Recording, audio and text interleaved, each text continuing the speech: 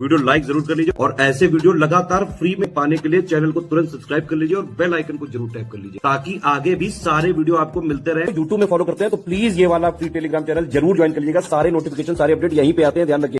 Hello everyone, welcome to ROARO by study for civil services. Myself Alka Pandey.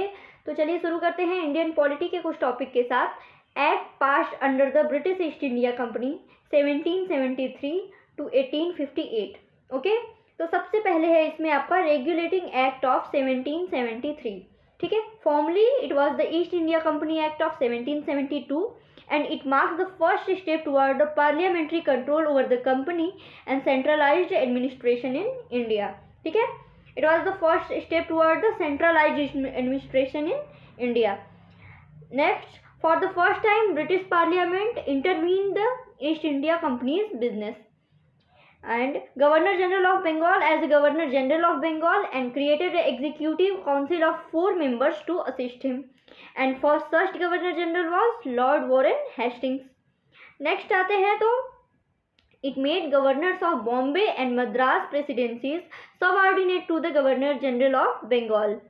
Okay, and while governors of all the presidencies were different from each other earlier. फिर it provided for the establishment of Supreme Court at Calcutta in 1774. ठीक है, comprising 1 Chief Justice and 3 other judges. ठीक, Sir Eliza Impey was the first Chief Justice.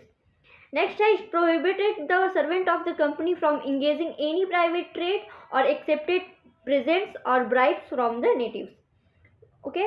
Next, it strengthened the control of British government over the company by requiring the court of director, यानी governing body of the company to report on its revenue, civil, military affairs in India.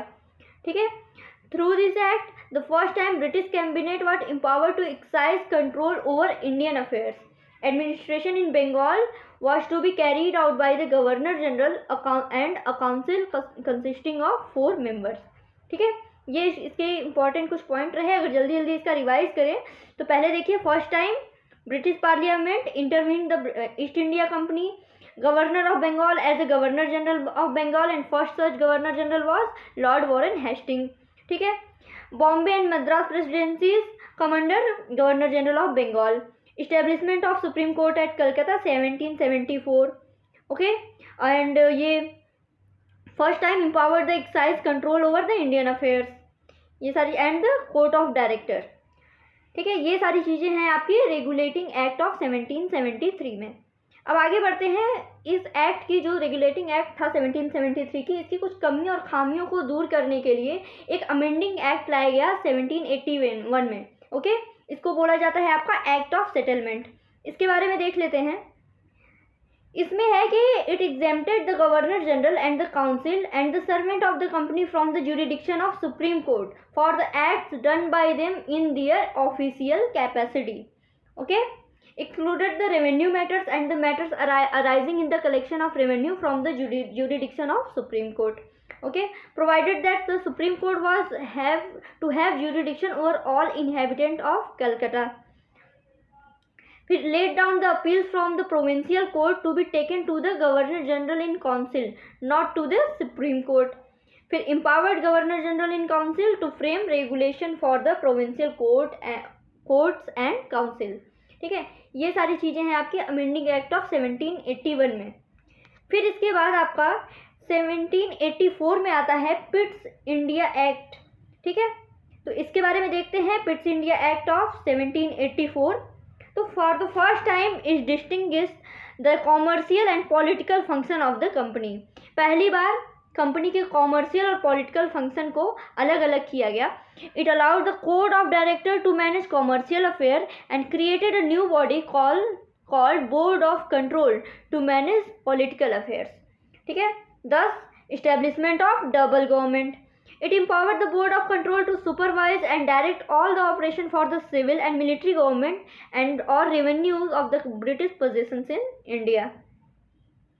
Okay, reduced the strength of Governor General Council to the 3 member, placed Indian affairs under the direct control of British government. Companies territories in India were called British possessions in India. The Pitt's India act of 1784, the governor's council were established in Madras and Bombay.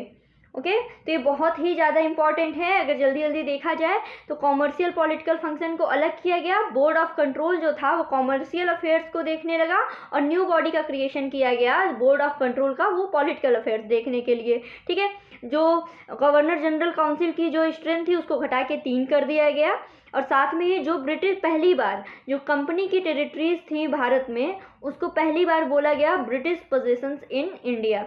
Okay, ये रहा आगा आपका पिट्स India act.